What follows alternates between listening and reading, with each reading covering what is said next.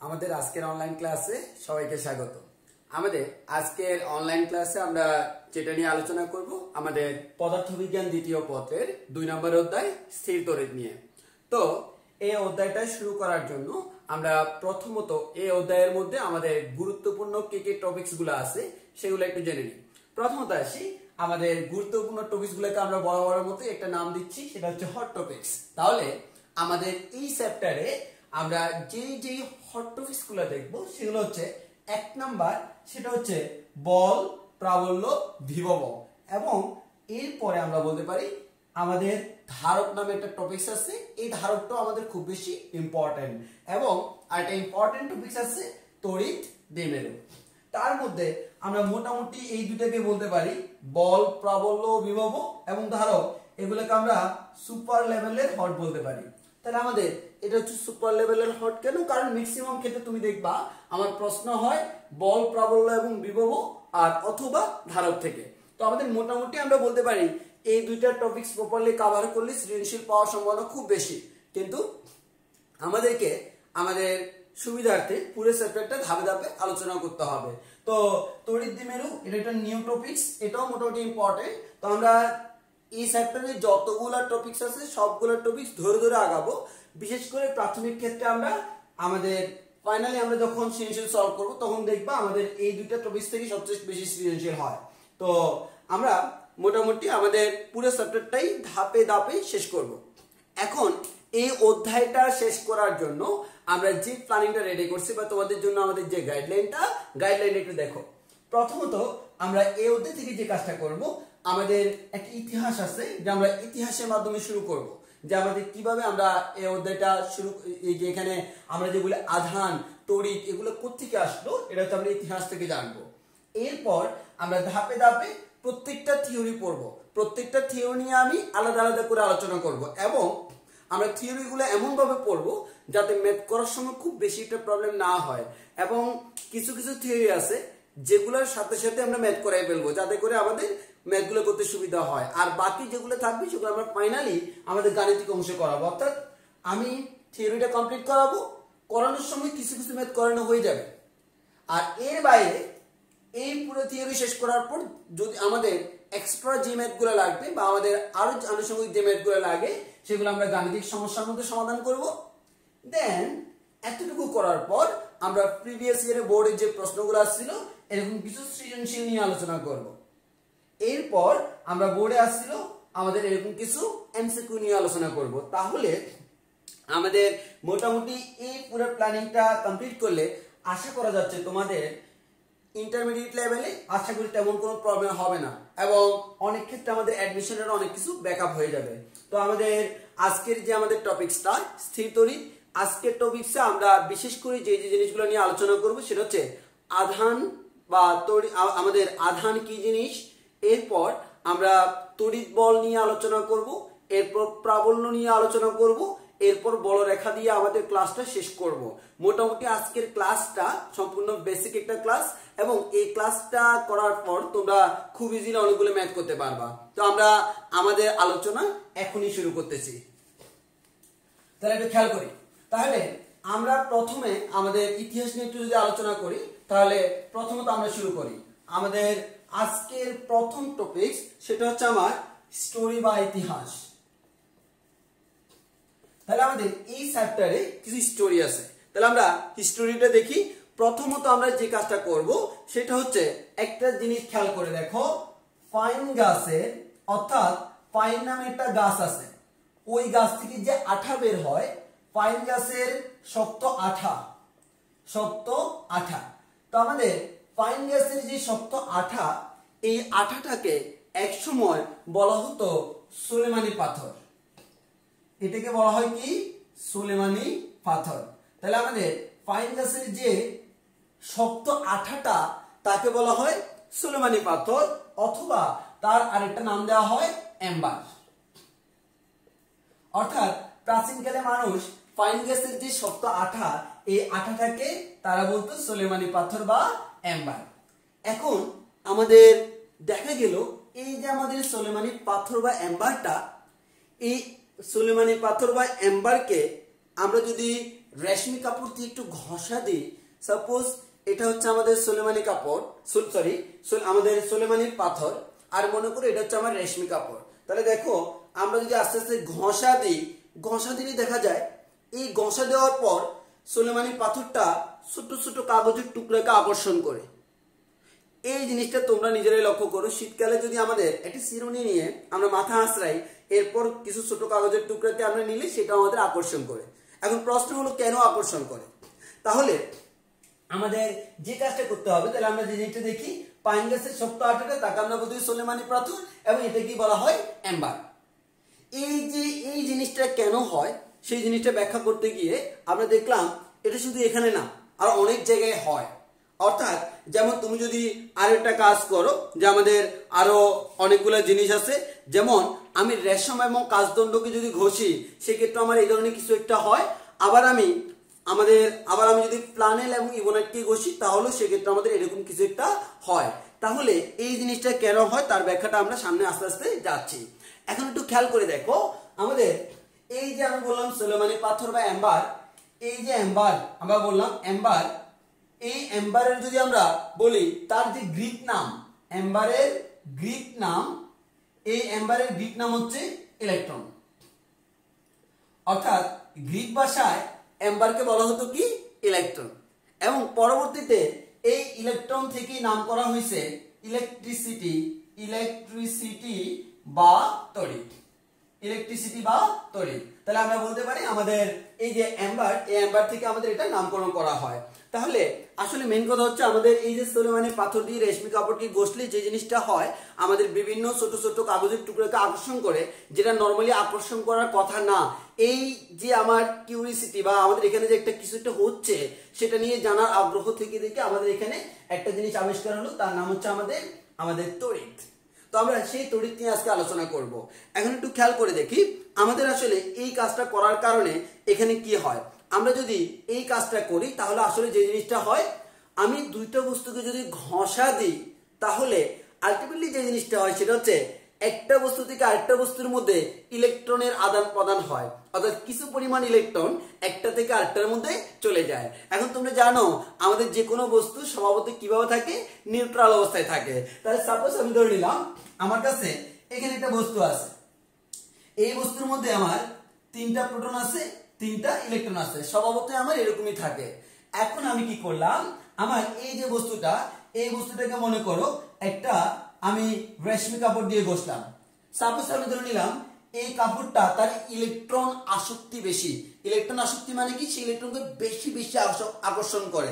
তাহলে তার যদি ইলেকট্রন আসক্তি বেশি, এই কাপড় দ্বারা বস্তুটাকে ঘষলে কি হবে? সে ইলেকট্রন আসক্তি বেশি থাকার কারণে কিছু ইলেকট্রনকে টেনে নেবে। তাহলে দেখো এখান থেকে মনে করো কিছু ইলেকট্রন এখানে চলে গেল, যাওয়ার পর সাপোজ আমি ধরে নিলাম আমার দুইটি ইলেকট্রন চলে গেল।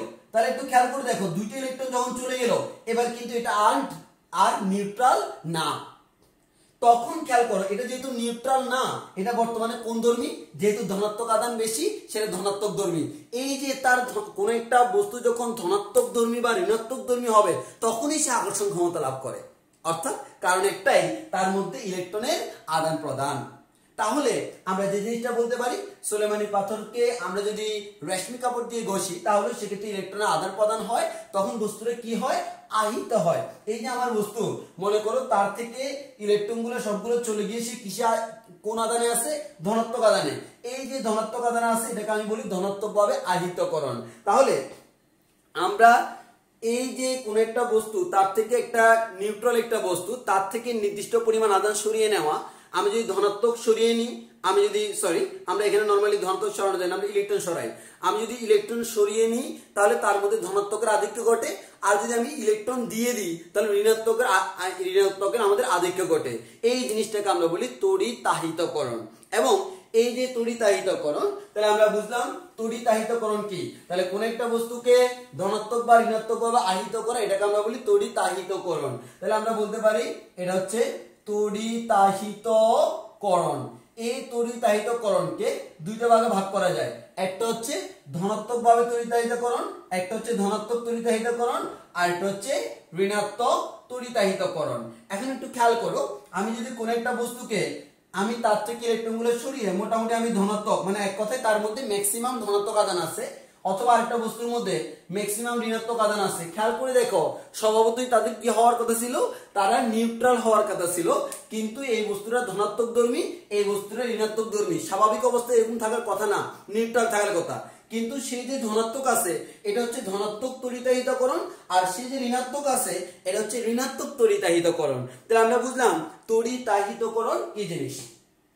এখন আসি, তাহলে এখন আমরা যে জিনিসটা বলতে পারি, এই যে আমি মনে করো এই বস্তুটা নিলাম, এই বস্তুকে আমি কাপড়ের সাথে বা রেশমি কাপড়ের সাথে ঘষলাম, ঘষার কারণে এই বস্তুর মধ্যে বস্তুটা এখন নিউট্রাল নাই, ঘষার আগে নিউট্রাল ছিল।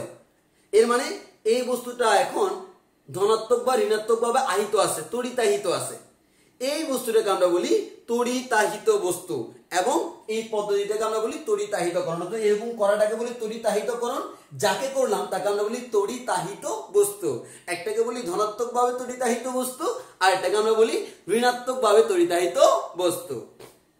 এরপর আসি, তাহলে আমরা মোটামুটি বুঝলাম যে আমাদের আহিতকরণ জিনিসটা কি, অর্থাৎ কোন একটা বস্তুকে একটা নির্দিষ্ট পরিমাণ আদানে রাখা, বা নির্দিষ্ট পরিমাণ আমাদের শুধুমাত্র একধর্মী আদানের আমাদের একধর্মী আদান বেশি থাকে বা তার কর্তৃত্ব থাকে, তখন আমি তাকে বলি আহিত বস্তু। এটা ধনাত্মক হইতে পারে, এটা ঋণাত্মক হইতে পারে। এখন আমাদের যে জিনিসটা হয়, এই যে আহিত হয়, এই আহিত হয় কার কারণে? ইলেকট্রনের কারণে। তাহলে আমরা ইলেকট্রনের কারণে যে আহিত হয়, এখান থেকে আমরা এটাকে নাম দিই ইলেকট্রিসিটি বা তড়িৎ। এই যে আমাদের তড়িৎ, এই তড়িৎটাকে আমরা সাধারণত দুইটা ভাগে ভাগ করি। তাহলে আমার তড়িৎ কয় প্রকার? দুই প্রকার। আমরা একটাকে বলি আমাদের স্থির তড়িৎ, একটাকে আমরা বলি স্থির তড়িৎ, আর এটাকে আমরা বলি চল তড়িৎ। তাহলে নাম দেখে বুঝে যাচ্ছে, স্থির তড়িতে আসলে আমাদের যে জিনিসটা হয় সেটা হচ্ছে আমার স্থির আদানের প্রভাব নিয়ে আমরা এখানে আলোচনা করি, ওই জন্য এটাকে আমরা বলি স্থির তড়িৎ। আর গতিশীল আদান নিয়ে আমরা যেখানে আলোচনা করি সেটা হচ্ছে চল তড়িৎ। নরমালি আমরা জানি কারেন্ট ফ্লো নিয়ে আমরা যেখানে আলোচনা করি সেটা হচ্ছে চল তড়িৎ আলোচনা করি।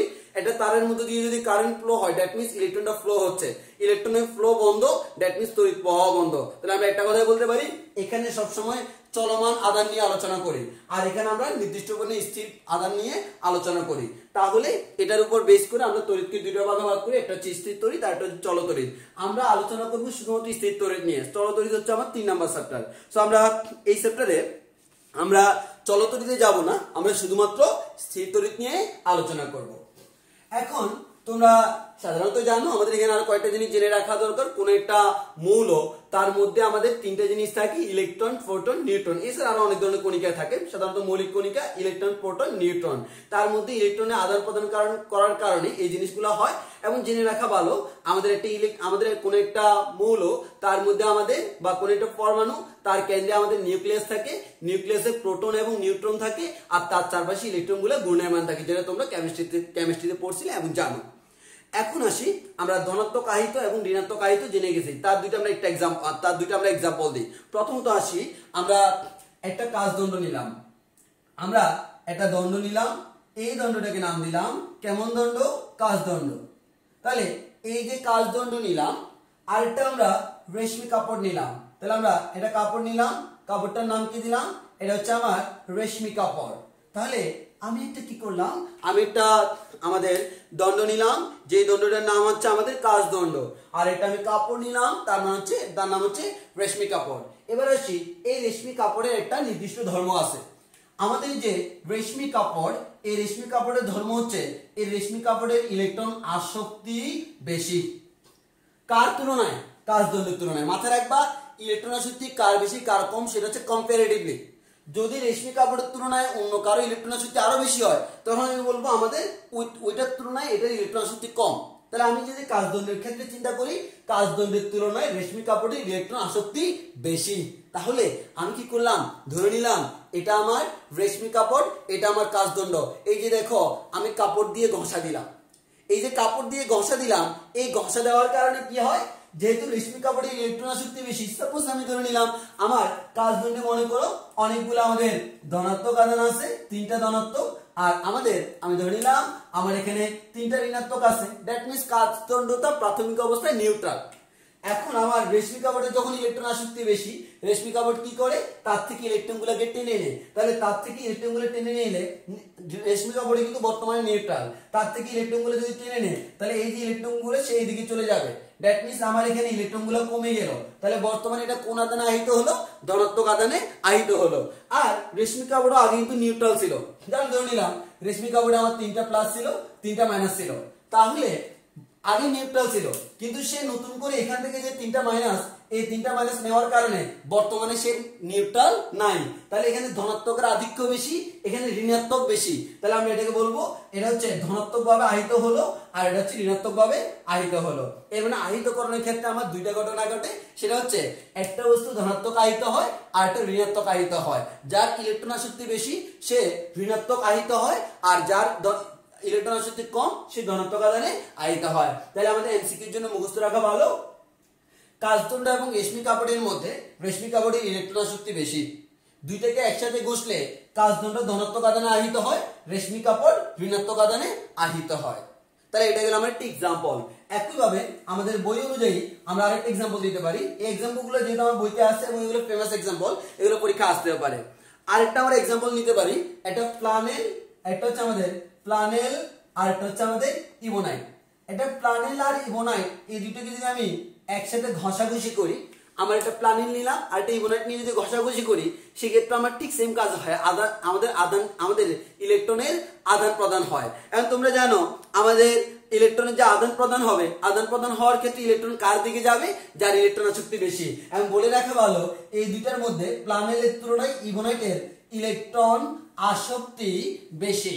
তাহলে আমাদের যে ইবোনাইট দণ্ড আছে তার যেহেতু ইলেকট্রন আসক্তি বেশি, আমার প্লানেল থেকে ইবোনাইট ইলেকট্রনগুলোকে টেনে নিবে। তাহলে প্লানেল থেকে ঋণাত্মক আধানগুলো কোথায় যাবে, ইবোনাইটে যাবে। তাহলে তোমরাই বলো প্লানেলের মধ্যে আমার ঋণাত্মক আধান কমে গেল, ঋণাত্মক আধান কমার কারণে সে কোন আধানে আহিত হবে, ধনাত্মক আধানে আহিত হবে। আর আমাদের ইবোনাইট ইলেকট্রন নেওয়ার কারণে তার মধ্যে ইলেকট্রন বেড়ে গেল, ইলেকট্রন বেড়ে গেল মানে কোন আধানে আহিত হবে, ঋণাত্মক আধানে আহিত হবে। তাহলে আমাদের প্লানেলটা ধনাত্মক আধানে আহিত হয় আর ইলেকট্রনটা ঋণাত্মক আধানে আহিত হয়। এই এক্সাম্পল গুলো তোমাদের পরীক্ষার জন্য জেনে রাখতে হবে। এক্সাম্পল গুলো যদি জেনে রাখো তাহলে আমাদের সুবিধা হবে। এবার আসি আমরা এর পরের কনসেপ্টে। এটা ছিল আমরা ইতিহাস থেকে, অর্থাৎ আমরা এখানে একটা জিনিস বললাম যে আমাদের কিভাবে আমাদের রিসার্চটা শুরু হলো বা কোন জায়গা থেকে আমরা শুরু করলাম। এই সোলেমানি পাথরের কাহিনী থেকে বর্তমানে আমাদের স্থিরতরী চলতরী সবকিছু ডেভেলপড। এবার আমরা আসি, আমাদের একটা জিনিস পড়তে হবে যার নাম হচ্ছে আধানের কোয়ান্টাইম। তো তার আগে আমি আরেকটা কথা আমাদের বলে রাখি, সেটা হচ্ছে আধান তো তোমরা জানো যে আমাদের এই যে কোন একটা বস্তু, আমাদের কোন একটা ইলেকট্রন, ওই ইলেকট্রনের মৌলিক এবং বৈশিষ্ট্যমূলক যে ধর্ম আছে তাকে আমরা বলি আধান। যেটা তোমরা 9 10 পড়ে আসছো, এই জন্য আমি আধান বা চার্জের কোনো ডেফিনেশন দিচ্ছি না, এটাকে আমরা বলি চার্জ বা আধান। তোমরা জানো চার্জ বা আধান কি, এটা নবম দশম শ্রেণীর পড়া, ওই জন্য আমি এখানে আর রেগুলার ডেফিনেশন দিচ্ছি না। তো আমি ডিরেক্টলি চলে যাই আমাদের আজকের প্রথম কিছু কিছু জিনিস জেনে রাখতে হবে, আমার ইম্পর্টেন্ট জিনিস। 1 নাম্বার আমরা টপিকস বলি চার্জের কোয়ান্টায়ন। চার্জের কোয়ান্টায়ন, তাহলে আসি চার্জের কোয়ান্টায়ন বলতে আমরা আসলে কি বুঝি। তোমরা আমাদের আধুনিক পদার্থবিজ্ঞান নামে একটা চ্যাপ্টার আছে, ওই চ্যাপ্টারে গেলে তোমরা এই যে কোয়ান্টাম তত্ত্ব সম্পর্কে জানবা। সেখানে আমরা বলবো যে কোয়ান্টা মানে হচ্ছে একটা থলি বা কোন একটা নির্দিষ্ট অংশ বা কোন একটা নির্দিষ্ট ইউনিট। তো আমরা সেখান থেকে বলতে পারি চার্জের কোয়ান্টায়ন বলতে আসলে আমরা কি বুঝি। প্রথমত আমি বলে রাখি, আমাদের যে কোনো বস্তুই নাও না কেন, ওই বস্তুর মধ্যে কিছু পরিমাণ আধান থাকে। এখন কথা হলো কি পরিমাণ আধান থাকে সেটাই হলো আমার প্রশ্ন, বা আমাদের তার মধ্যে কি পরিমাণ ইলেকট্রন আছে।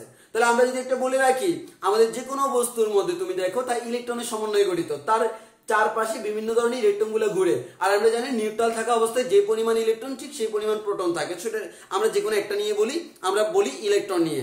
তাহলে তোমাদেরকে বলে রাখি, আমাদের কোন একটা মৌল যদি আমি নিই, বা তাহলে তার ক্ষেত্রে যে জিনিসটা দেখা যায়, তার মধ্যে আমাদের যে আধান থাকে, ওই আধান, তার মধ্যে যে আধান থাকে, আধানটাকে আমরা নরমালি কিউ দ্বারা প্রকাশ করি।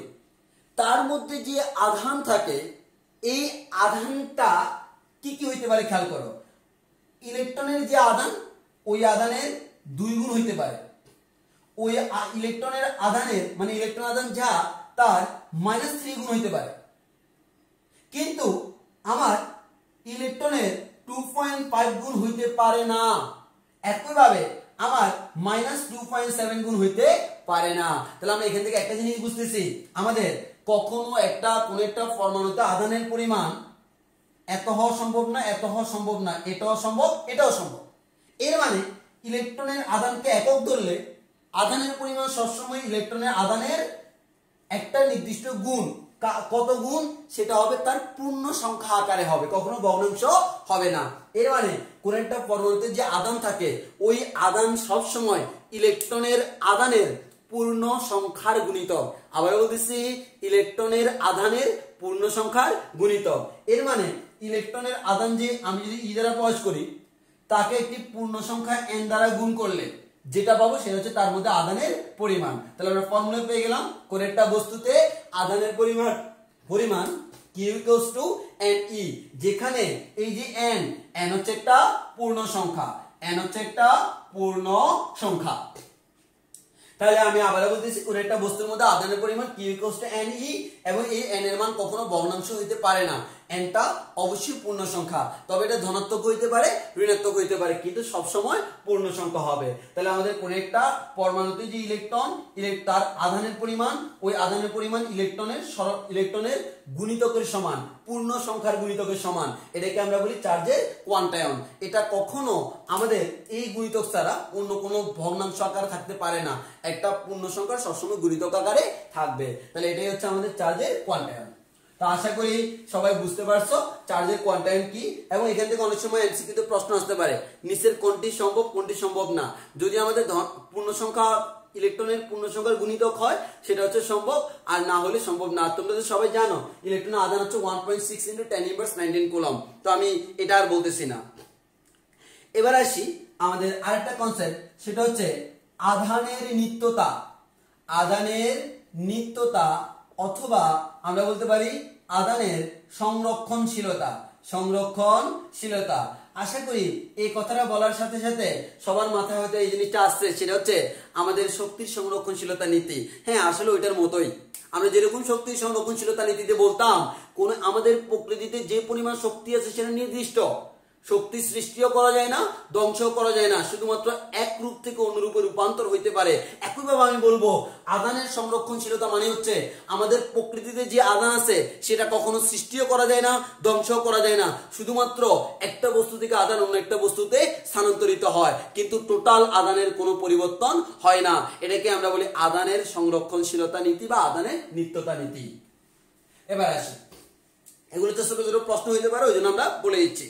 এবার আসো আমার আরেকটা ইম্পর্টেন্ট জিনিস, নাম দিচ্ছি বিন্দু আধান। তাহলে আসি আমরা বিন্দু আধান বলতে আমরা কি বুঝি, সবাই একটু খেয়াল করে দেখো। বিন্দু আধান বলতে আমরা নাম দেখে বোঝা যাচ্ছে বিন্দু মানে অত্যন্ত ক্ষুদ্র। হ্যাঁ, আলটিমেটলি অত্যন্ত ক্ষুদ্র বা খুবই অল্প মানের আধানকে আমরা বলি বিন্দু আধান। অর্থাৎ বিন্দু আধান বলতে আমরা ক্ষুদ্রাতি ক্ষুদ্র অনেক ছোট ছোট অল্প অল্প আধান বুঝি। কিন্তু কথা হলো আমাদের এই যে বিন্দু আধান, এই বিন্দু আধান হওয়ার জন্য দুইটা শর্ত আছে। একটা হচ্ছে হয় আধানটার মান খুবই কম হইতে হবে, আধানের মানটা যদি খুবই কম হয় তখন আমি এটাকে বলতে পারবো বিন্দু আধান। অথবা আরেকটা কথা আছে, মনে করে এখানে একটা আধান আছে, এখানে আরেকটা আধান আছে, এই দুইটা আমার ছোট আধান না, বড় বড় আধান, তুমি এটাকে বিন্দু আধান বলতে পারবা না। কিন্তু যদি এমন হয় এই দুইটা আধানের মান যা, তাদের মধ্যবর্তী দূরত্ব তার তুলনায় অনেক বেশি, এর মানে মধ্যবর্তী দূরত্বের তুলনায় আধানগুলোর মানটা নগণ্য, তখনও তুমি তাকে বিন্দু আধান বলতে পারবা। এবং আমাদের এই জিনিসটা সত্য যে আমাদের যদি দূরত্বের তুলনায় আধানগুলোর মান নগণ্য হয় তখন হচ্ছে বিন্দু আধান, আর অন্য ক্ষেত্রে আমরা বলতে পারি কোন একটা আধানের মান যদি খুবই কম হয় তখন আমি তাকে বলতে পারি বিন্দু আধান। এবার আসি, তাহলে আমরা বিন্দু আধান কি জানলাম, এবং তোমরা একটু পরে আমরা পড়বো, হয়তো তোমরা 9 10 পড়ে আসছিলে, সেটা হচ্ছে দুইটি আধানের মধ্যবর্তী বল, যেটাকে আমরা বলি কুলম্ব বল। এই কুলম্ব বলটা শুধুমাত্র বিন্দু আধানের ক্ষেত্রে প্রযোজ্য। তুমি বলতে পারো ভাই প্রকৃতির সব আধান তো বিন্দু আধান না, বা আমরা সবাই কিন্তু বিন্দু আধান বলতে পারবো না। যখন বিন্দু আধান হবে না তখন কি হবে? হ্যাঁ, যখন বিন্দু আধান হবে না তখন আমি কুলম্বের সূত্র অ্যাপ্লাই করতে পারবো না, তখন যার সূত্র অ্যাপ্লাই করবো সেটা হচ্ছে আমাদের গাউসের সূত্র, সেটা আমরা লাস্টের দিকে পড়বো। এবং আরেকটা কথা বলে রাখি, সেটা হচ্ছে বিন্দু আধান বললে আমাকে মাথায় রাখতে হবে একটা বিন্দু কিসের মতো বলতো, একটা ছোট্ট গোলকের মতো না। এর মানে আমরা যখন ম্যাথ করব তখন সবসময় আমরা আধানগুলোকে এরকম গোলকের মতো ধরে নিব, কারণ বিন্দু আধান মানেই হচ্ছে সেটা সবসময় গোলকের নেয়। এবং কুলম্বী সূত্র আমরা যখন পড়বো সবসময় আমরা এটাকে এরকম গোলক ধরে নেব এবং দূরত্বটা সবসময় কাউন্ট করা হবে তার সেন্টার বা কেন্দ্র থেকে। এবার আসি এখন আমরা যে জিনিসটা করব সেটা হচ্ছে প্রথমত আসি আধানের ডেফিনিশন দিব, যে আমাদের আধান কাকে বলে। তো তোমরা এই চ্যাপ্টারে পাবা না, চলো তো লিখবা, এর পরের চ্যাপ্টারে গেলে একটা ফর্মুলা পাবা, আধান কিউ ইকুয়ালস টু হচ্ছে আই ইনটু টি। এখানে আই মানে হচ্ছে তড়িৎ প্রবাহ, টি মানে হচ্ছে সময়, কিউ মানে হচ্ছে আধান। এবং এই আধানের একক, আধানের যে একক, এই আধানের এককটাকে আমরা বলি কুলম্ব। তাহলে আধানের একক কি? কুলম্ব। তাহলে একটু খেয়াল করে দেখি, আমার তড়িৎ প্রবাহ যদি কখনো 1 এম্পিয়ার হয়, 1 এম্পিয়ার তড়িৎ প্রবাহ, এবং কতক্ষণ ধরে হয়? 1 সেকেন্ড ধরে হয়। তাহলে দেখো আই এর মান 1 এম্পিয়ার, টি এর মান 1 সেকেন্ড। আমি যদি ডান পক্ষে বসাই, বাম পক্ষে আনসারটা কত আসবে? 1 একে 1, এবং কিউ এর একক হচ্ছে আমার কুলম্ব, 1 কুলম্ব। এর মানে 1 কুলম্ব মানে হচ্ছে 1 এম্পিয়ার ইনটু 1 সেকেন্ড। এর মানে হচ্ছে আমার কোন একটা পরিবাহীর মধ্য দিয়ে 1 এম্পিয়ার তড়িৎ প্রবাহ যদি 1 সেকেন্ড ধরে প্রবাহিত হয় তাহলে তাকে আমরা বলি 1 কুলম্ব। তাহলে আমরা আলটিমেটলি জেনে গেলাম কুলম্ব জিনিসটা কি, এবং সাথে সাথে একটা ফর্মুলা জেনে গেলাম Q = IT। আমি ম্যাথ করার সময় অনেক সময় এটা লাগতেও পারে। এখানে I মান হচ্ছে তড়িৎ প্রবাহ, T মান হচ্ছে সময়। কখনো যদি তোমার অনেক সময় এরকম হইতে পারে, আমাকে আধানের পরিমাণ কত দেওয়া নাই কিন্তু আমার ম্যাথ করার সময় লাগে, তখন তোমাকে আধানের পরিমাণ না দিয়ে বললো ওই বস্তুর মধ্য দিয়ে 2 এম্পিয়ার প্রবাহ 5 সেকেন্ড ধরে আমাদের প্রবাহ করা হলো। তাহলে তুমি যখন 2 এম্পিয়ার প্রবাহ 5 সেকেন্ড ধরে প্রবাহিত করলা, তখন তার মধ্যে যে পরিমাণ আধান সৃষ্টি হবে সেটা হচ্ছে কত? 5 দুগুণ 10 এম্পিয়ার। এর মানে 10 কুলম্ব। এর মানে আমরা বলতে পারি আমাকে ডিরেক্টলি না দিয়ে ইনডিরেক্টলিও দিতে পারে, তখন তোমার এই কনসেপ্টটা কাজে আসবে। তো আমরা আপাতত এই কাজটা করি, আমাদের Q = IT এই ফর্মুলাটা শিখে রাখি, কাজে লাগবে। এবং এর পরের চ্যাপ্টারে তো অবশ্যই লাগবে, কারণ আমাদের মেইনলি আমরা ওইখানেই পাবো ফর্মুলাটা। এবার আসি, তাহলে আমরা আধান কি জেনে গেলাম। এখন একটু ভালো করে খেয়াল করো, আমরা এখানে যে জিনিসটা দেখলাম, আমাদের 1 কুলম্ব মানে হচ্ছে 1 এম্পিয়ার আধান, 1 এম্পিয়ার পরিমাণ তড়িৎ প্রবাহ 1 সেকেন্ড ধরে প্রবাহিত হবে। এবার আসো ইলেকট্রনের আধান মুখস্থ করে আসছো। আমাদের ইলেকট্রনের আধান কত?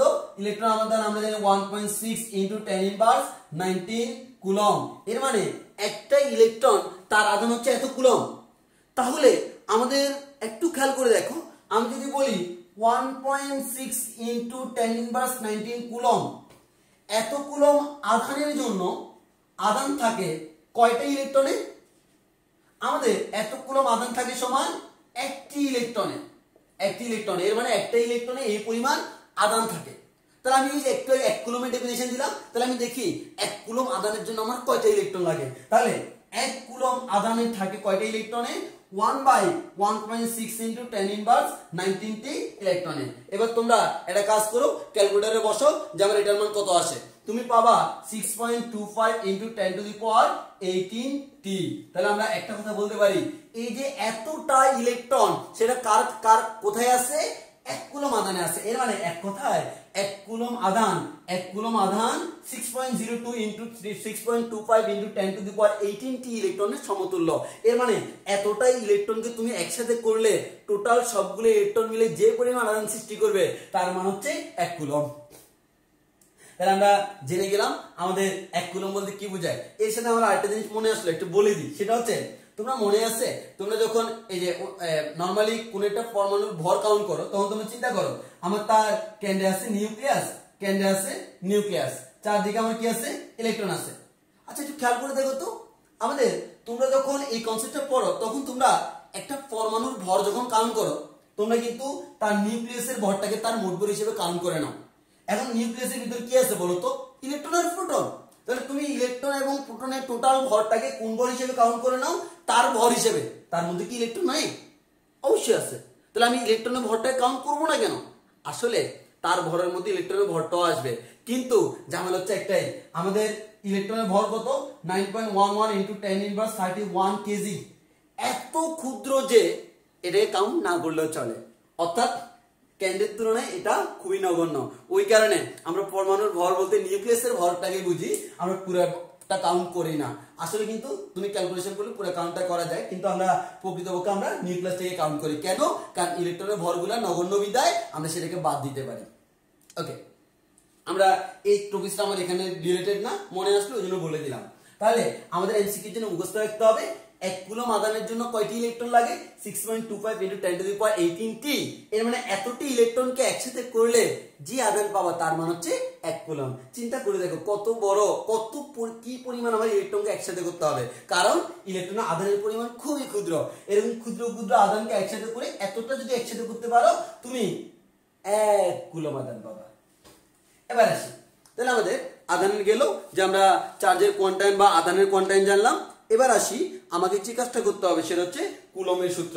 সবচেয়ে ইম্পর্টেন্ট জিনিস কুলমের সূত্র। তাহলে আমাদের আজকে আসলে মেইন আলোচনার বিষয় হচ্ছে এই কুলমের সূত্রটা। কুলমের সূত্রটা হচ্ছে আমার আজকে আলোচনার জন্য মূল বিষয়বস্তু। এখন একটা কথা বলে রাখি, এই যে কুলমের সূত্র সেটা শুধুমাত্র বিন্দু চার্জ বা বিন্দু আধানের ক্ষেত্রে প্রযোজ্য। বিন্দু আধানের ক্ষেত্রে প্রযোজ্য।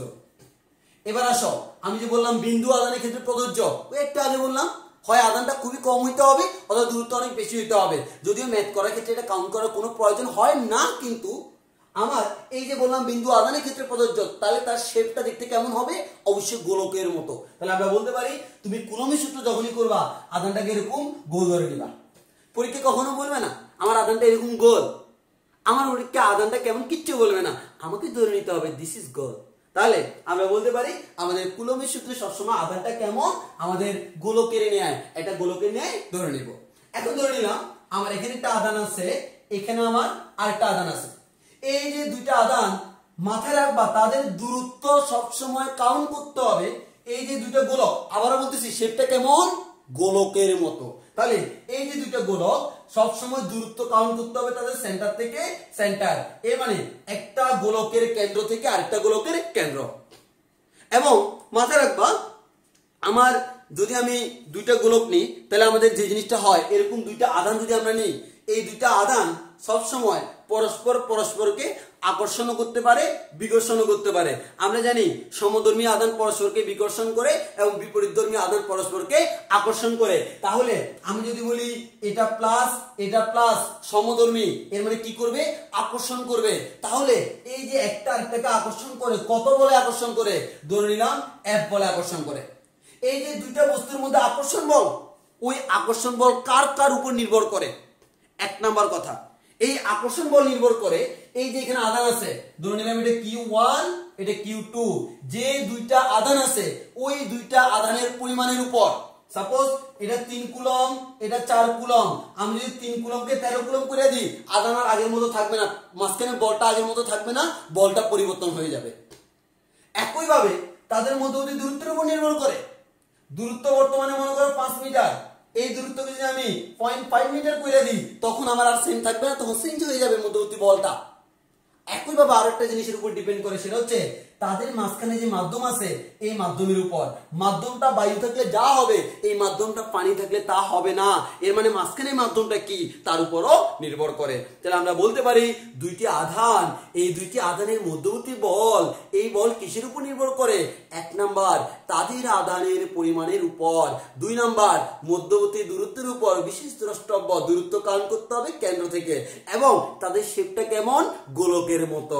3 নাম্বার তাদের চারপাশে কোন মাধ্যম আছে ওই মাধ্যমের উপরও নির্ভর করে। তাহলে এই কয়েকটা টার্মের উপর নির্ভর করে, এবং এই কয়েকটা টার্ম নিয়ে এখন আমরা আমাদের কুলমের সূত্রটা ব্যাখ্যা করব।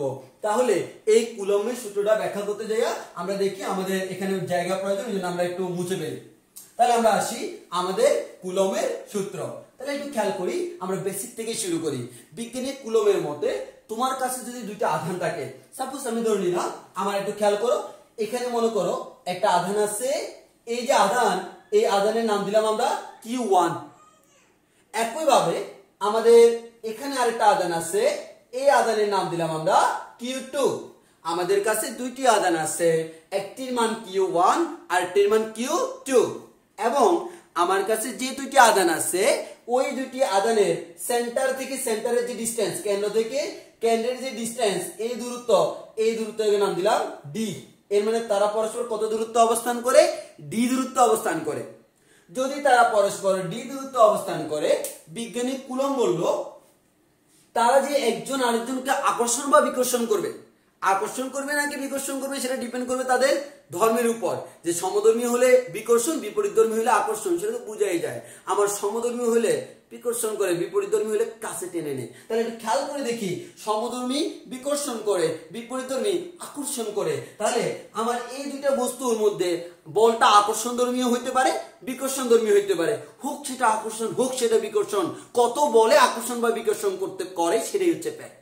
এখন বিজ্ঞানী কুলম বিভিন্ন অ্যানালাইসিস করে দেখলো এর মধ্যে যে বলটা কাজ করে, ধরে নিলাম আমার বলটা এইদিকে কাজ করে, তাদের মধ্যে যে আকর্ষণ বা বিকর্ষণ বলটা কাজ করে, এই বলটা তাদের যে আধান আছে এই আধানের গুণফলের সমানুপাতিক।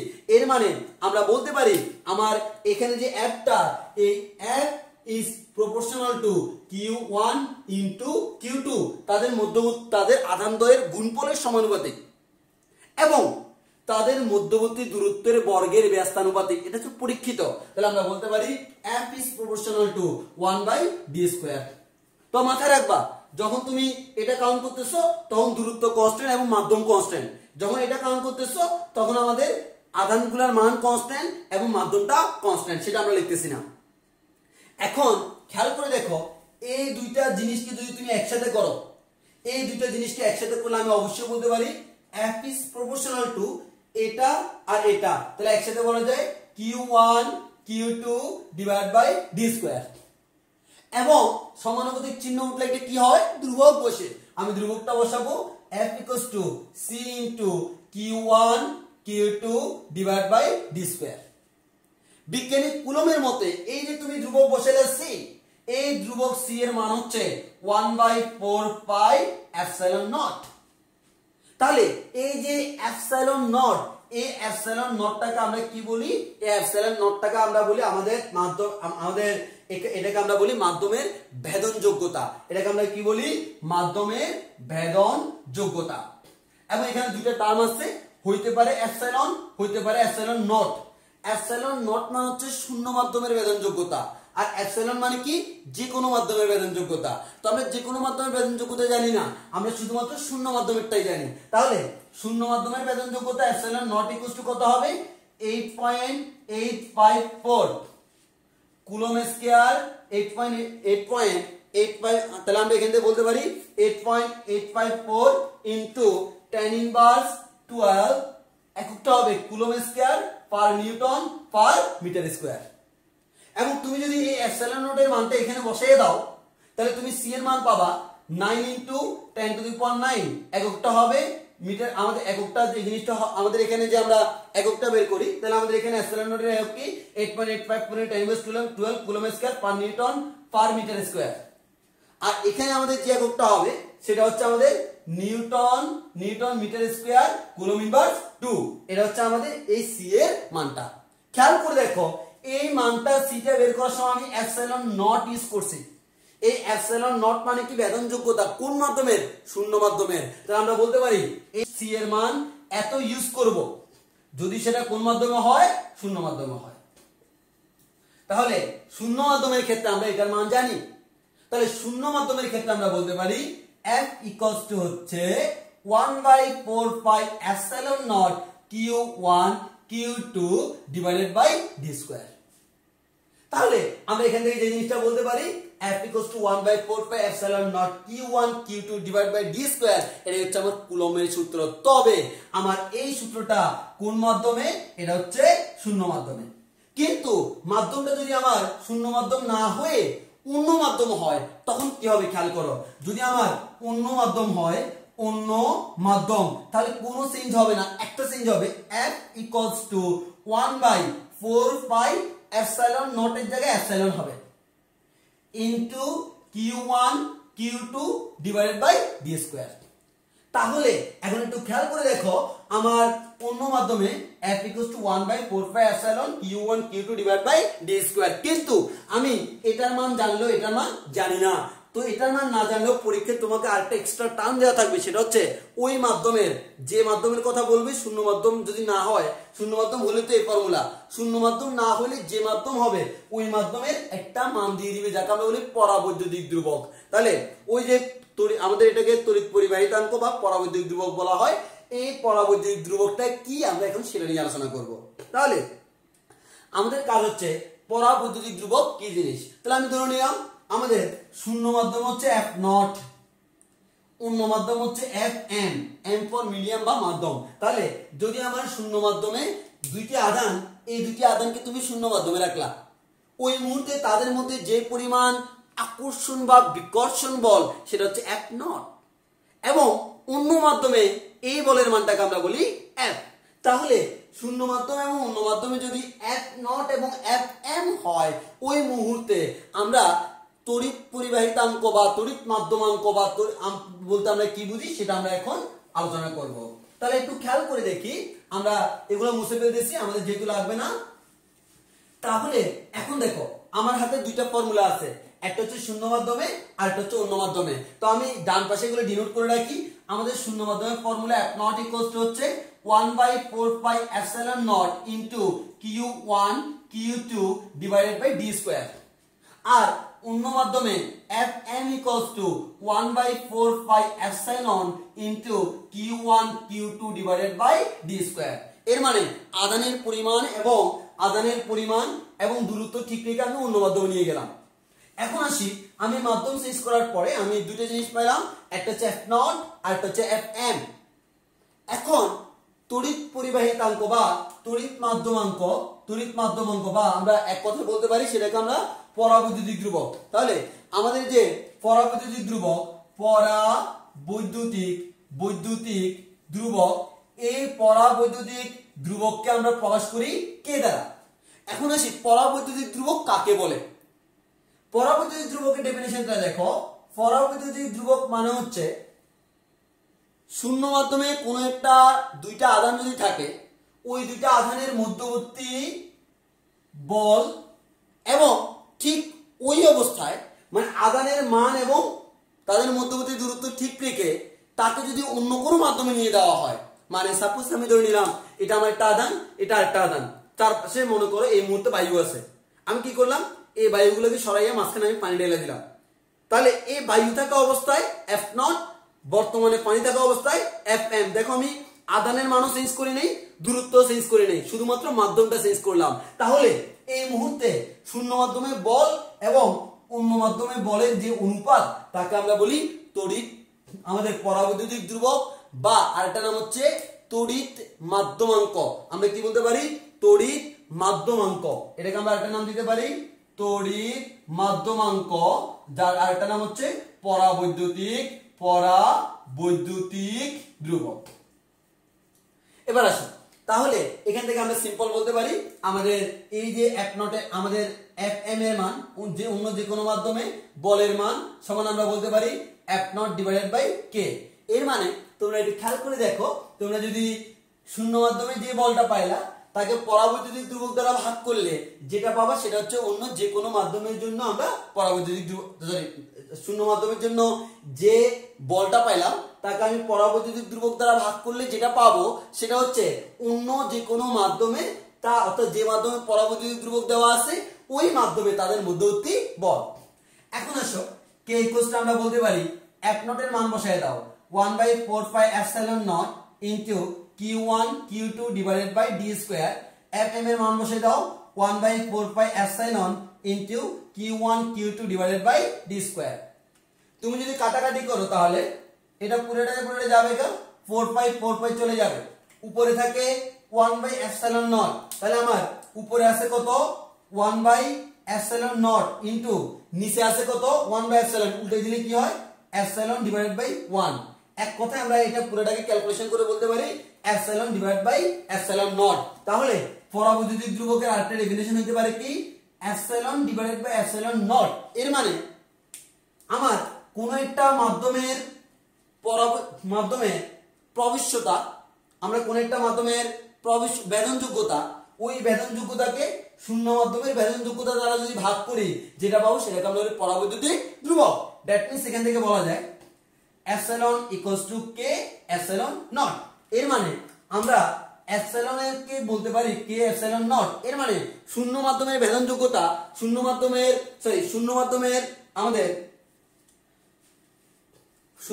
যে ভেদনযোগ্যতা তাকে পরাবৈদ্যুতিক ধ্রুবক দ্বারা গুণ করলে যেটা পাবো তাকে আমরা বলি অন্য মাধ্যমের ভেদনযোগ্যতা। এবং এটা আমাকে মুখস্থ রাখতে হবে, সেটা হচ্ছে epsilon equals to K epsilon not. পরীক্ষায় এপসিলন কখনো দেওয়া থাকবে না, কে দেওয়া থাকবে। তাহলে আমি কি করব, এপসিলনের জায়গায় কে এপসিলন নট বসাবো। তাহলে আমরা এখন একটু দেখি, আমরা একটু খেয়াল করে দেখি তাহলে আমাদের কুলম্বের সূত্রটা বর্তমানে কেমন হয়। তাহলে আমি বলি কুলম্বের সূত্র যদি আমাকে বলা হয় শূন্য মাধ্যমে, তখন আমি বলবো F equals to 1/4 pi epsilon naught Q1 Q2 divided by d square। এটার মান হচ্ছে কত, 9 × 10⁹।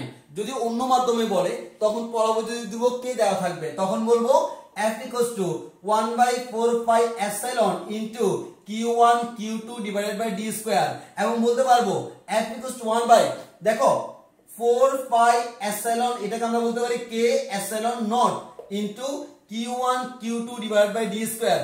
অর্থাৎ k টাকে যদি তুমি বের করে আনো, F equals to লেখা যায় 1 by k into 1/4 pi epsilon naught into Q1 Q2 divided by d square। এবার এটার মান জানি, এগুলোর মান দেওয়া থাকবে, k এর মান বসাও, তুমি তাদের মধ্যবর্তী বলের মান পেয়ে যাবা। তাহলে অনেক সময় তোমাকে আবার এটাও বলা হয়, বল দেওয়া থাকে, বলা হয় যে ওই মাধ্যমের পরাবৈদ্যুতিক ধ্রুবক কত, তখন সবকিছু দেওয়া থাকবে, k এর মান বের করতে হবে। অনেক ধরনের ম্যাচ হতে পারে। আমার মেইন কথা হচ্ছে শূন্য মাধ্যম বললে এটা, অন্য মাধ্যম বললে এটা।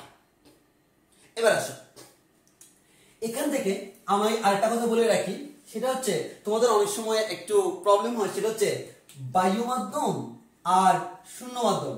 বায়ু শূন্য দুইটা কি সেম না, বায়ু মাধ্যম আর শূন্য মাধ্যম দুইটা সেম জিনিস না।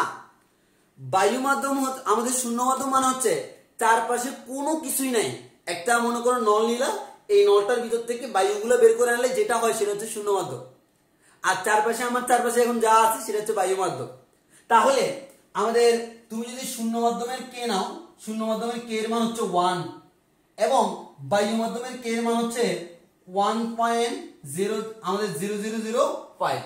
তাহলে শূন্য মাধ্যমের কে এর মান 1, বায়ু মাধ্যমের 1.0005 এবং কে এর কিন্তু কোনো একক নাই। কেন বলতো, কে সমান f0 divided by fm সমান epsilon divided by epsilon naught। উপরে নিচে একই রাশি, উপরে নিচে একই রাশি হলে একক একক কাটাকাটি যায়, সেক্ষেত্রে কোনো একক থাকে না। তাহলে দেখো এই কে এর মানটা এটা প্রায় 1 এর কাছাকাছি না, যেহেতু আমার বায়ু মাধ্যমের কে এর মান বা পরিবাহিতাঙ্ক বা তড়িৎ পরিবাহিতা সেটা আমাদের শূন্য মাধ্যমের খুব কাছাকাছি। ওই কারণে আমরা পরীক্ষায় বায়ুগুলোক আর শূন্যগুলোক আমরা সবসময় কি ইউজ করি, কে ইউজ করি। এবং আবার এমসিকিউ তে যদি কখনো এই অপশনটা থাকে সেটা কি ইউজ করবা। বাট যদি কখনো আমার কোনো কিছু দেওয়া না থাকে, বায়ু বলুক আর শূন্য বলুক, আমরা সবসময় আমরা ওই যে ওইটা ধরে করবো, 1/4 pi epsilon naught ধরে করবো। বায়ু হোক শূন্য হোক আমরা সেম ধরে করবো। কেন, দুইটার কে এর মান প্রায় কাছাকাছি। এবং তুমি কে এর মান দুইটা বসে দেখিও, ম্যাথের মধ্যে আনসারে তেমন কোনো তফাৎ হয় না। তাহলে আমরা এখান থেকে পেয়ে গেলাম আমাদের পরাবৈদ্যুতিক ধ্রুবক কে। এবার আসি আমাদের একটি ইম্পর্টেন্ট জিনিস, সেটা হচ্ছে কুলম্বের সূত্রের ভেক্টর রূপ। কুলম্বের সূত্রের ভেক্টর রূপ, এটাতে অনেকে তোমরা ঝামেলা করো। এই কুলম্বের সূত্রের ভেক্টর রূপ সেটা খুব ভালোভাবে বুঝতে হবে। দেখো আমরা কুলম্বের সূত্রের ভেক্টর রূপটা আমরা পড়ানোর আগে আমরা এখানে একটা জিনিস বলবো, একটা ভেক্টর তোমরা ভেক্টর চ্যাপ্টারে পড়ছিলা, সেটা হচ্ছে একক ভেক্টর কাকে বলে। আশা করি সবাই জানো। কোন একটা ভেক্টরকে, তাহলে আমি এখানে বুঝাই, কোন একটা ভেক্টরকে তার মান দ্বারা ভাগ করলে যেটা পাই সেটা হচ্ছে তার একক ভেক্টর।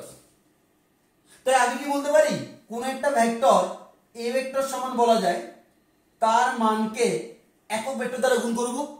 এর মানে কোন একটা ভেক্টরের মান যদি জানি, তাকে একক ভেক্টর দ্বারা গুণ করলে যেটা পাবো সেটা হচ্ছে মূল ভেক্টর।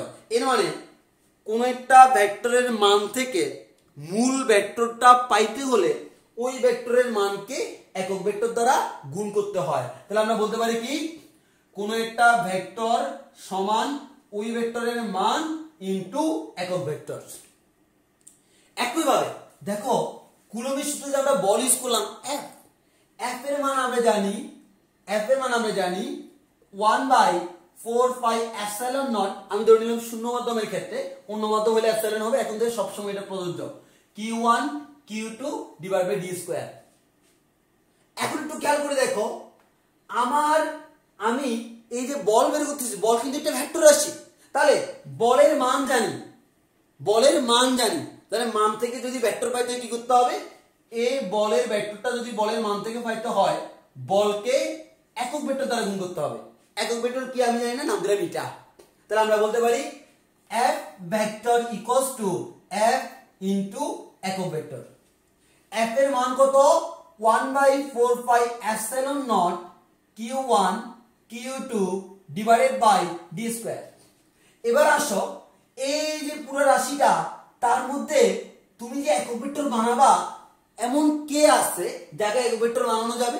দেখো মেইন কথা হচ্ছে তুমি বানাবে একক ভেক্টর মানে সে নিজেও কিন্তু একটা ভেক্টর।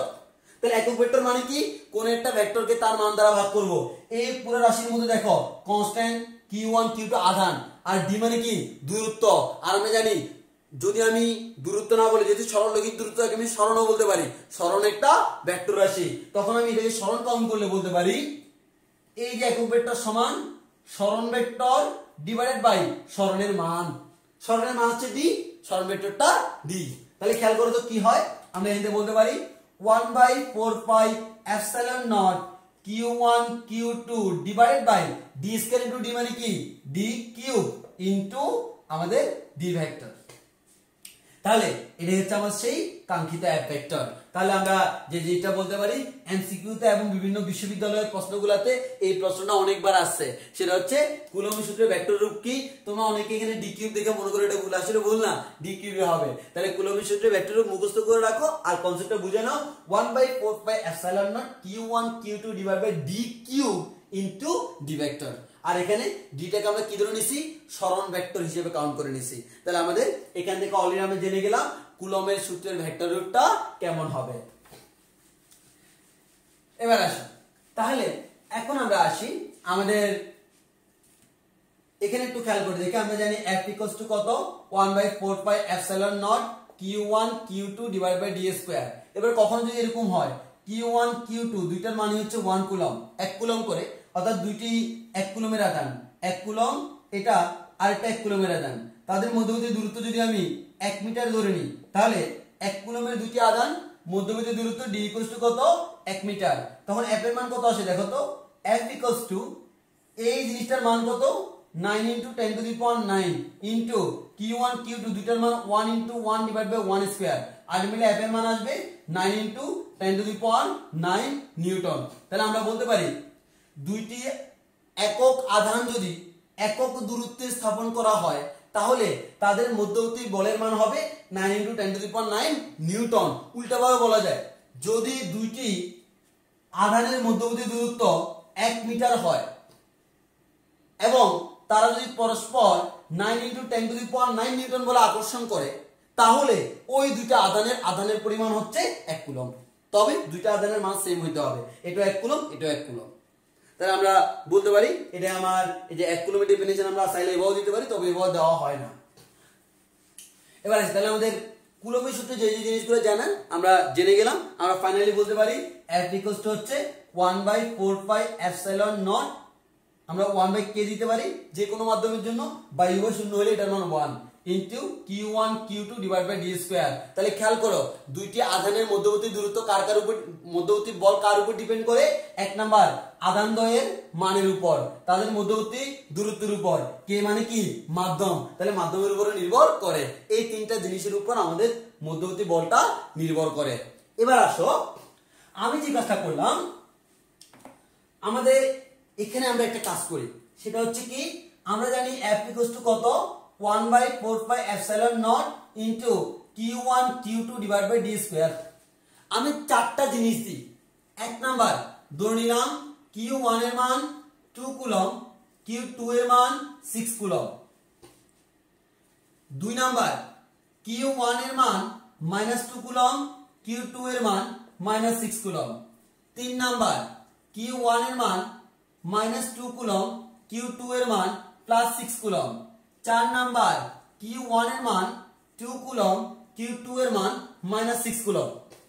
এবার তুমি এই চারটা বসে দেখো, বসানোর পর তুমি যে জিনিসগুলো পাবা, এখানে দেখো দুইটাই পজিটিভ, তাহলে এটা হচ্ছে 9 × 10⁹ আর ধরে নিলাম দূরত্বটা মনে করো 1 মিটার, তাহলে সব ক্ষেত্রে আমাদের দূরত্ব d = 1 মিটার।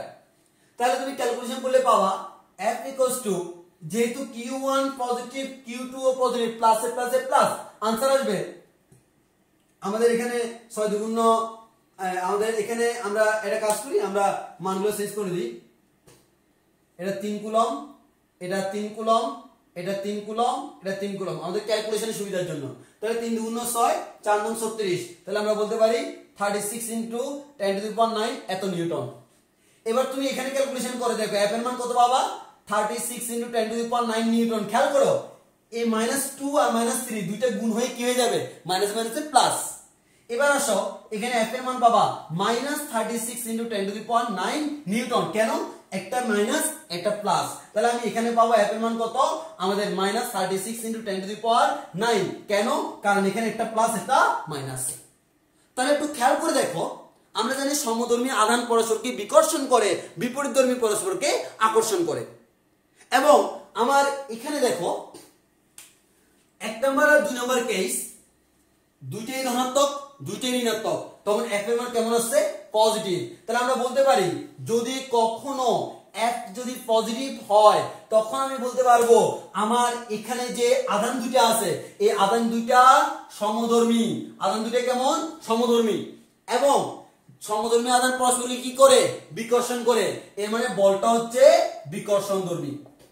তাহলে তুমি ম্যাথ করার পর आंसर যদি কখনো পজিটিভ আসে, এখান থেকে দুইটা কথা বলা যায়, আধান দুইটা সমধর্মী এবং বল দুইটা বিকর্ষণধর্মী। আর যদি आंसरটা নেগেটিভ আসে, आंसर নেগেটিভ মানে কি, একটা প্লাস আর একটা মাইনাস, তাহলে আধান দুইটা কেমন, বিপরীতধর্মী। আধান দুইটা বিপরীতধর্মী, আর বিপরীতধর্মী আধান পরস্পরকে কি করে, আকর্ষণ করে, এর মানে মধ্যবর্তী বলটা কোন ধর্মী, আকর্ষণধর্মী। তাহলে আমরা বলতে পারি আমাদের দুইটি আধানের মধ্যবর্তী বল দুই ধরনের হইতে পারে, একটা আকর্ষণধর্মী আর একটা বিকর্ষণধর্মী। আমাদের যদি आंसर যদি পজিটিভ আসে বিকর্ষণধর্মী, आंसर যদি নেগেটিভ আসে আকর্ষণধর্মী। এটা হচ্ছে আমাদের টোটাল আমাদের কুলম্ব সূত্র এবং তড়িৎ বল, পুরো জিনিসটা আমরা এখানে ব্যাখ্যা করলাম। এবার আমরা আমাদের এর পরের টপিকে যাব। তাহলে আমাদের কুলম্বের সূত্র সংক্রান্ত যত কিছু দরকার সবকিছু আমাদের শেষ। এখন আমরা একটা কাজ করি, আমরা যে জিনিসটা পড়ব সেটা হচ্ছে তড়িৎ ক্ষেত্র কাকে বলে, তড়িৎ ক্ষেত্র।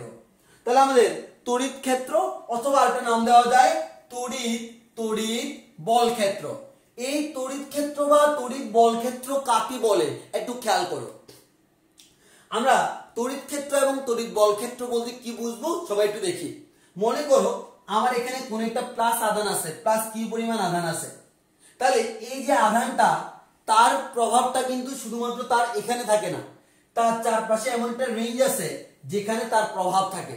এর মানে কোন একটা আধান তার চারদিকে একটা এলাকা আছে যে এলাকা জুড়ে তার প্রভাব থাকে। তাহলে ধরে নিলাম এই আধানের প্রভাব হচ্ছে এই এলাকাটা, তাহলে এই এলাকায় যদি কেউ থাকে তার উপর সে প্রভাব বিস্তার করবে, অন্যথায় করবে না। তাহলে এখানে একটা প্লাস, এখানে একটা মনে করো মাইনাস কিউ পরিমাণ আধান আছে, তাহলে তার উপর তার কোনো প্রভাব নাই। কিন্তু সেটা যদি আমার তার ক্ষেত্রের ভিতরে হয় তাহলে তার সাথে তার প্রভাব আছে। তাহলে আমরা একটা কথা বলতে পারি, মনে করো +1 দিলাম, তাহলে আমাদের কোন একটা আধান তার চারদিকে এমন একটা অঞ্চল আছে যে অঞ্চল ব্যাপী তার একটা প্রভাব থাকে এবং ওই অঞ্চলে অন্য কোনো আধান আসলে সে তাকে আকর্ষণ বা বিকর্ষণ করে, ওই ক্ষেত্রটাকে আমরা বলি তার তড়িৎ ক্ষেত্র বা তড়িৎ বল ক্ষেত্র। এবার আসো, তাহলে আমাদের তড়িৎ ক্ষেত্র বা তড়িৎ বল ক্ষেত্র কি জানা হয়ে গেল। এখন আসি আমরা যেটা জানবো সেটা হচ্ছে তড়িৎ ক্ষেত্রের প্রাবল্য বা তীব্রতা বা সবলতা। তাহলে তড়িৎ ক্ষেত্রের তীব্রতা বা প্রাবল্য বা সবলতা। আমি সবগুলো নাম বলতেছি একটাই কারণে, কারণ পরীক্ষায় যদি কখনো প্রশ্ন চেঞ্জ করে দাও তোমাদের অনেকে ঝামেলা হয়। তাহলে এটাকে তড়িৎ ক্ষেত্রের তীব্রতাও বলা যায়, এটাকে তড়িৎ ক্ষেত্রের প্রাবল্য বলা যায়, এটাকে তড়িৎ ক্ষেত্রের সবলতাও বলা যায়, আমরা যে কোনোটাই বলতে পারি। এখন এই যে তড়িৎ ক্ষেত্রের প্রাবল্য বা তীব্রতা বা সবলতা বলতে আসলে আমরা কি বুঝি একটু খেয়াল করো। মনে করো এখানে আমার প্লাস কিউ পরিমাণ একটা আধান আছে, তাহলে এই যে প্লাস কিউ পরিমাণ আধান, এই আধানের চারদিকে তার একটা তড়িৎ ক্ষেত্র আছে বা তড়িৎ বল ক্ষেত্র আছে, তার চারদিকে একটা তড়িৎ ক্ষেত্র আছে। এখন এই তড়িৎ ক্ষেত্রে আমি যদি একটা +1 কুলম একটা আধান দিই, +1 কুলম, এখন একটু খেয়াল করে দেখো, আমাদের অনেকে প্রশ্ন করে ভাইয়া আমি +1 কুলম কেন দিলাম, অন্য কোনো আধান দিই নাই কেন? প্রথম কথা, তোমার মনে করো এই আধানটা সাপোজ আমি ধরে নিলাম +3 কুলম, এখন যদি তুমি এখানে +10 কুলম একটা আয়না দাও, তোমার কি মনে হয়? তুমি এটাকে টেস্ট করতে লাগছে না, উল্টা যাকে দিয়ে টেস্ট করাবা সেই দূরে চলে গেছে, কেন? ওর যে আধান দিয়ে টেস্ট করাচ্ছ তার সবলতা আরো বেশি। ওই কারণে আমি যদি +1 করি তাহলে সুবিধা হয় কি, সে অত্যন্ত ছোট মানের একটা আধান অন্য আধানগুলো তাকে সবসময় আকর্ষণ বা বিকর্ষণ করবে। আর মাইনাস ইউজ করি না কেন? আলটিমেটলি চাইলে তুমি মাইনাস ইউজ করতে পারো, তবে আমাদের এটা ইন্টারন্যাশনালি একটা একতা রাখার জন্য আমরা সবসময় +1 ইউজ করি, এবং এই +1 কুলম এই আধানটাকে বলা হয় টেস্ট চার্জ, অর্থাৎ এটার মাধ্যমে আমি যে কোনো কিছু একটা টেস্ট করতে পারি। এখন আমি যে কাজটা করলাম, আমাদের কোন একটা আধান, ভালো করে খেয়াল করো, কোন একটা আধান আছে আমার এখানে, মনে করো প্লাস কিউ পরিমাণ একটা আধান আছে, এই প্লাস কিউ পরিমাণ আধানের ক্ষেত্রের ভিতর একটা +1 কুলম আধান রাখলাম, তাহলে বলো এই প্লাস কিউ কুলম আধান এই 1 কুলমকে কি করবে? অবশ্যই বিকর্ষণ করবে। কেন? কারণ প্লাসে প্লাসে বিকর্ষণ করে, এই যে বিকর্ষণ করবে, এই বিকর্ষণটা এই দিকে করলো, তার যে বিকর্ষণ বলের মান, তাহলে এই +1 পরিমাণ আধানের মধ্যে যে পরিমাণ বিকর্ষণ করলো, ওই বিকর্ষণ বলের মানকে আমরা বলি তড়িৎ ক্ষেত্রের তীব্রতা বা প্রাবল্য বা সবলতা। আমি আবারও বলি, মনে করো এই আধানটা, এটা মনে করো আমাদের একটা এই আধান হচ্ছে কিউ, তাহলে এখানে যে কিউ পরিমাণ আধান, এই কিউ পরিমাণ আধানের উপর কি পরিমাণ বল প্রয়োগ করলো? F, তাহলে সে কিউ আধানের উপর প্রযুক্ত বল হচ্ছে F। তাহলে একক আধানের উপর কি পরিমাণ বল প্রয়োগ করে? F/Q। এক একক আধানের উপর যে পরিমাণ বল প্রয়োগ করা হয় তাকে আমি আর বল বলি না, তাকে আমরা বলি প্রাবল্য। প্রাবল্য E = F/Q। এখান থেকেই বলা যায় আমাদের F = QE।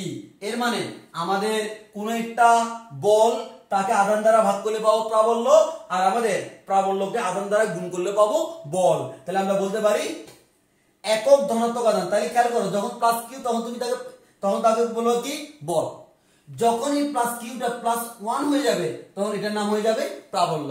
এর মানে কোন একটা আধান তার ক্ষেত্রের মধ্যে যদি আমি একক ধনাত্মক আধান রাখি, ওই একক ধনাত্মক আধানের উপরে সে যে পরিমাণ বল প্রয়োগ করবে তাকে আমি বলি প্রাবল্য। তাহলে প্রাবল্য বলতে এক কথা বলা যায় কি? একক ধনাত্মক আধানের উপর প্রযুক্ত বল। তাহলে একক ধনাত্মক আধানের উপর প্রযুক্ত বলকে আমরা বলবো প্রাবল্য। এবার আসো, তাহলে আমরা একটু অন্যভাবে ব্যাখ্যা করি। আমরা তাহলে অন্যভাবে ব্যাখ্যা করতে গেলে জিনিসটা কেমন হয় খেয়াল করো। সাপোজ এখানে আমার একটা পয়েন্ট আছে, এই পয়েন্টটাকে নাম দিলাম আমরা এ পয়েন্ট।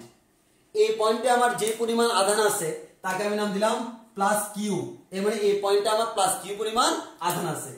একইভাবে এই পয়েন্টে এটা নির্দিষ্ট দূরত্বে এখানে একটা পয়েন্ট আছে, তার নাম দিলাম বি পয়েন্ট। বি পয়েন্টেও আমার কিছু আধান আছে, এই বি পয়েন্টে যে পরিমাণ আধান আছে তাকে নাম দিলাম +Q0। তাহলে একটু খেয়াল করো, এখানে আধান আছে +Q, এখানে আধান আছে +Q0। ধরে নিলাম এই Q0 আধানটা +Q আধানের ক্ষেত্রের মধ্যে আছে, ক্ষেত্রের মধ্যে না থাকলে তো আকর্ষণ বিকর্ষণ করবে না, যেহেতু এই আধানটা এই আধানের ক্ষেত্রের ভিতরে আছে, এবং ধরে নিলাম এই আধানটা এই আধানের তুলনায় ছোট, তাহলে ও ওকে প্রভাবিত করবে। তাহলে আমার এই +Q আধানটা এই +Q0 আধানের উপর একটা বল প্রয়োগ করবে, এক পরিমাণ বল। আর বলো তো আমাদের এখানে মধ্যবর্তী বল বের করা যায় কিনা? যায়। আমরা জানি দুইটা আধানের মধ্যবর্তী বল বের করার ফর্মুলা কি? ধরে নিলাম শূন্য মাধ্যম 1/4πε0 Q1 Q2 /d²। এটা হচ্ছে আমাদের সূত্র। এখন আমি ধরে নিলাম, এখন আমি যে জিনিসটা ধরে নিলাম সেটা হচ্ছে এই দূরত্ব হচ্ছে d, এর মানে আধানটা d দূরত্ব ছিল। তাহলে আমাদের ডি স্কয়ার। প্রথম আধানের মান কত কিউ, তাহলে আমি এটাকে নাম দিলাম কিউ। সেকেন্ড আধানের মান কত কিউ নট, এটাকে নাম দিলাম কিউ নট। তাহলে খেয়াল করে দেখো F equals to 1/4 pi epsilon naught Q into Q naught মানে আধান দ্বয়ের গুণফলের সমান ডিভাইড বাই ডি স্কয়ার। এখন এখান থেকে আমি কি বের করব বলো তো, প্রাবল্য বের করব। তাহলে আমি প্রাবল্য বের করার জন্য আমি একটু আগে কি বলছিলাম, প্রাবল্য E equals to F divided by Q। তো বুঝতে হবে কোন কিউ। তুমি দেখো তোমাদের জন্য আমি বুঝাইছিলাম এখানে তুমি যে কিউটা রাখছিলা ওই কিউ দ্বারা তুমি ভাগ করছিলা। এর মানে যে আধানের উপর তুমি প্রভাবটা দেখতেছো, যে প্রভাব বিস্তার করতেছে সে না, যার উপর প্রভাবটা তুমি দেখতেছো ওই আধান। এর মানে আমরা বলতে পারি E equals to F by Q naught, কারণ এবার আমি টেস্ট করতেছি কিউ নট দ্বারা, যারা দ্বারা টেস্ট করতেছি তাকে দ্বারা ভাগ করতে হবে। তাহলে বলতে পারি F divided by Q naught। তাহলে আমরা এখান থেকে বলতে পারি কি F divided by Q naught যদি হয় তাহলে তোমার দেখো F এর মান কত 1/4 pi epsilon naught Q into Q naught divided by D square into 1 by Q naught 1 by Q naught। তাহলে দেখো এখান থেকে Q naught চলে যাবে। তাহলে আমরা বলতে পারি আমাদের এখানে যে প্রাবল্য E equals to বলা যায় 1/4 pi epsilon naught into Q divided by D square। তাহলে আমরা এখান থেকে প্রাবল্যের ফর্মুলা পেয়ে গেলাম। প্রাবল্য E equals to কত 1/4 pi epsilon naught Q divided by D square, এটাই হচ্ছে আমাদের প্রাবল্যের ফর্মুলা। এবং এখানে কিউটা কোন কিউ, যে আধানটা প্রভাব বিস্তার করতেছে। আর এখানে কিউ মানে কোন কিউ, যে আধানটার উপর প্রভাব বিস্তার করতেছে। এই আধানটা এই আধানের উপর একটা প্রভাব বিস্তার করতেছে, এই জিনিসটা বুঝতে হবে। তোমরা পরীক্ষায় যে ভুলটা করো কোনটা কি বুঝো না। আবারও বলি কিউ নট এখানে যে ইউজ করলা, কিউ নট মানে কি যার উপর প্রভাব বিস্তার করা হচ্ছে, আর এই কিউ মানে কি এই প্রভাব বিস্তার যে করতেছে। এর মানে মূল আধান হচ্ছে এটা, আর তার প্রভাবটা যার উপর সেটা হচ্ছে এটা। এই জিনিসটা বুঝে তারপর করতে হবে। তাহলে আমরা এক কথায় বলতে পারি আমাদের প্রাবল্যের ফর্মুলা পেয়ে গেলাম। আর তুমি খেয়াল করো তোমাদের বলের ফর্মুলা কি পেয়েছিলা, F equals to 1/4 pi epsilon naught Q1 Q2 divided by D square। প্রাবল্যের formula E equals to 1/4 pi epsilon naught Q divided by D square অথবা E equals to F by Q naught। তাহলে এই যে ফর্মুলাগুলা এগুলো হচ্ছে আমার বল এবং প্রাবল্যের formula. এবং একইভাবে আমাদের F এর ভেক্টর রূপ যেরকম হয়েছিল F vector equals to 1/4 pi epsilon naught Q1 Q2 divided by D cube into D vector। একইভাবে প্রাবল্যের জন্য দেখানো যায় E vector equals to 1/4 pi epsilon naught into Q divided by D cube into D vector। এটা কিভাবে আসছে এটা তোমাদের homework রইলো, নিজেরা করে নিও। আমাদের এটার মতো এটাও করা সম্ভব। তাহলে আর এখান থেকে আমরা প্রাবল্য এবং বলের মধ্যে একটা রিলেশন পেলাম, এটা বলের ফর্মুলা এটা প্রাবল্যের ফর্মুলা। একইভাবে আমাদের দুই ক্ষেত্রে আমরা বলতে পারি শূন্য মাধ্যমে এপসাইলন নট, অন্য মাধ্যমে এপসাইলন। যদি অন্য মাধ্যম হয় সেক্ষেত্রে কি দেওয়া থাকবে, আমাদের পরাবৈদ্যুতিক ধ্রুবকটা দেওয়া থাকবে। তো আজকে আমরা মোটামুটি বল এবং প্রাবল্য শেষ করলাম, আর ছোট্ট একটা কনসেপ্ট করাই আমরা আজকে শেষ করে দিব। সেটা যে কনসেপ্টটা পড়াবো সেটা হচ্ছে আমাদের আধান ঘনত্ব বা তলমাত্রিক ঘনত্ব বা পৃষ্ঠমাত্রিক ঘনত্ব। তাহলে আমরা এটা পরে আজকের লেকচারটা শেষ করব। কি কি একটু খেয়াল করি, আধান ঘনত্ব বা আমাদের তলমাত্রিক ঘনত্ব, তলমাত্রিক ঘনত্ব বা পৃষ্ঠমাত্রিক ঘনত্ব, পৃষ্ঠমাত্রিক ঘনত্ব। এখন একটু খেয়াল করে দেখি, আমরা একটা জিনিস বলে রাখি, মনে করো তোমার কোন একটা আধান কিসের মতো, গোলকের মতো। তাহলে এই গোলকটার উপর যদি আমি সাপোজ আমি এখানে 100 কুলম আধান দিলাম, প্লাস 100 কুলম, তাহলে খেয়াল করো যতগুলো প্লাস 100 কুলম দিলাম এরা কিন্তু আলটিমেটলি আমাদের 1 কুলমের কয় গুণ, 100 গুণ। তাহলে আমরা এক কথা বলতে পারি এই 100 কুলম আধানটা এই বস্তুটার মধ্যে ছড়িয়ে ছিটিয়ে থাকবে। আর প্রশ্ন হলো আধানটা কিভাবে থাকবে। অনেকে মনে করে এই 100 কুলম আধান এখানে এরকম ছড়িয়ে ছিটিয়ে থাকবে, এরকম না, আধান কখনো এরকম ভিতরে থাকে না। তাহলে কোথায় থাকে একটু খেয়াল করো। মনে করো তুমি কোন একটা গোলাকার বস্তু নিলা, তাহলে এই যে গোলাকার বস্তু তার মধ্যে মনে করো আধান দিলা, 2টা 3টা আধান দিলা। দেখো এই আধানগুলো কিন্তু তুমি 100 কুলম দিচ্ছ মানে সবাই কিন্তু একইধর্মী, সবাই ধনাত্মক। এই একইধর্মী আধান কি করে, বিকর্ষণ করে। তাহলে তুমি এই বস্তুর মধ্যে আধান দিলা, তারা যতগুলো আছে প্রত্যেককে বিকর্ষণ করবে। মনে করো আমি যদি এখানে অনেকগুলা ফাজিল পোলাপাইন এখানে দাঁড় করাই, একজন আরেকজনকে লাগতে এখানে বের করে দেবে। কিন্তু যেহেতু আমি একটা বস্তুর মধ্যে দিলাম, সে এই বস্তুর মধ্যে থেকে বের হতে পারবে না। তাহলে তারা একজন আরেকজনকে বিকর্ষণ করতে করতে সর্বোচ্চ দূরে যাবে না, এবং সর্বোচ্চ দূরত্ব যখন যাবে ওই মুহূর্তে তারা নিজেদেরকে এই জায়গায় দেখবে। এর মানে কোন একটা পরিবাহী গোলক পরিবাহী আলোতে আধান পরিবহন করবে না। তাহলে পরিবাহী গোলকে যদি তুমি কোনো আধান দাও, এই আধানটা কখনো তার ভিতরে থাকে না, কোথায় থাকে? পৃষ্ঠে থাকে। তাহলে এই জিনিসটা ভালোভাবে মাথায় ঢুকে রাখো। কোন একটা পরিবাহী গোলক, ওই পরিবাহী গোলকের আধানগুলা তার পৃষ্ঠের মধ্যে ছড়িয়ে ছিটিয়ে থাকে, কখনো তার ভিতরে থাকে না। তাহলে পরিবাহী গোলকের ভিতরে কোনো বিন্দুতে আধানের পরিমাণ কত? 0। কিন্তু সম্পূর্ণ আধান কোথায় আছে? পৃষ্ঠে আছে। এখন তার যে পৃষ্ঠ বা তলে আধান আছে, ওই আধানের মান আমি ধরে নিলাম কিউ। এই গোলকের ব্যাসার্ধ আমরা ধরে নিলাম আর। তাহলে এই গোলকের ব্যাসার্ধ যদি আর হয়, এই গোলকের পৃষ্ঠতলের ক্ষেত্রফল এই সমান কত? 4 পাই আর স্কয়ার।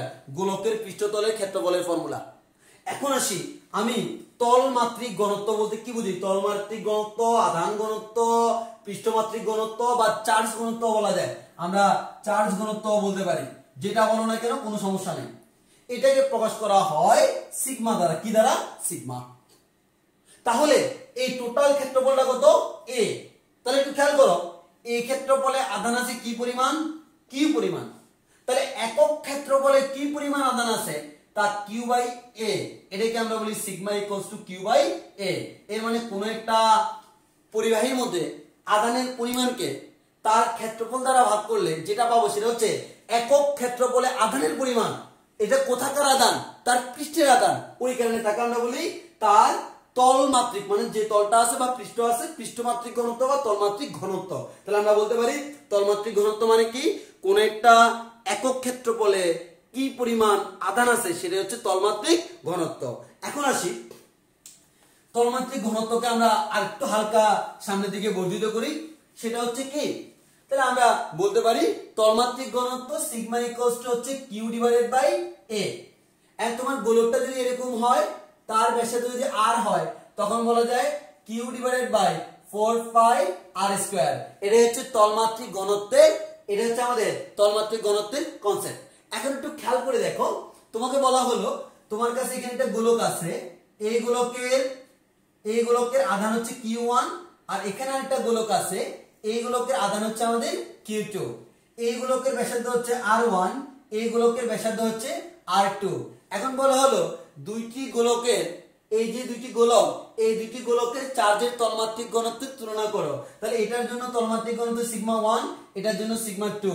তাহলে বলা যায়, যেহেতু আমি ক্ষেত্রফল জানি না, ডাইরেক্ট এই ফর্মুলা বসাবো।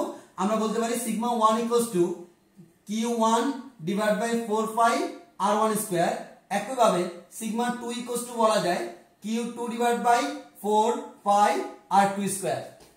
তাহলে আমি যদি একটা আরেকটা দ্বারা ভাগ করি, sigma 1 divided by sigma 2 equals to, তুমি এটাকে এটা দ্বারা ভাগ করো, কি হবে? 4 বাই 4 বাই চলে যাবে। আমি ডাইরেক্ট লিখে দিই, সেটা হচ্ছে Q1 divide by Q2 into R2 divided by R1 square, অথবা R2 square by R1 square. তাহলে আমি যদি এটাকে এটা দ্বারা ভাগ করি, এই টার্মটাই আমি পাবো। তাহলে আমাদের এখান থেকে বলা যায় আমার দুইটি চার্জের তলমাত্রিক ঘনত্বের অনুপাত হচ্ছে sigma 1 by sigma 2 equals to Q1 by Q2 into R2 square by R1 square. এক্ষেত্রে আবার তোমাকে দুইটা কথা বলতে পারে, সেটা হচ্ছে ধরে নিলাম যে দুইটা আধানের কথা যে দুইটি আমি পরিবাহীর কথা চিন্তা করতেছি, তাদের মধ্যে আধানের পরিমাণ সমান। That means Q1 equals to Q2। খেয়াল করে দেখো, আধানের পরিমাণ যদি সমান হয়, এটা চলে যাবে, তখন বলতে পারি সিগমা ইকুয়ালস টু হচ্ছে, তখন আমরা এখান থেকে যে জিনিসটা বলতে পারি সেটা হচ্ছে sigma 1 divided by sigma 2 equals to R2 square divided by R1 square. একইভাবে যদি কখনো আমাদের Q1 Q2 ভিন্ন হয়, R1 এবং R2 যদি সেম হয়, এর মানে দুইটার ব্যাসার্ধ কেমন? সমান, তখন আমি বলতে পারি sigma 1 divide by sigma 2, R1 R2 সমান হলে কাটাকাটি ইকুয়ালস টু আমরা বলতে পারি Q1 ডিভাইড বাই Q2। তখন আমি এই জিনিসটা বলতে পারি। তাহলে একটু খেয়াল করে দেখো, আমরা শিখলাম চার্জের তলমাত্রিক ঘনত্ব সিগমা ইকুয়ালস টু আধান ডিভাইডেড বাই ক্ষেত্রফল। কোন ক্ষেত্রফল? পৃষ্ঠতলের ক্ষেত্রফল। কারণ আর কেন পৃষ্ঠতলের ক্ষেত্রফল?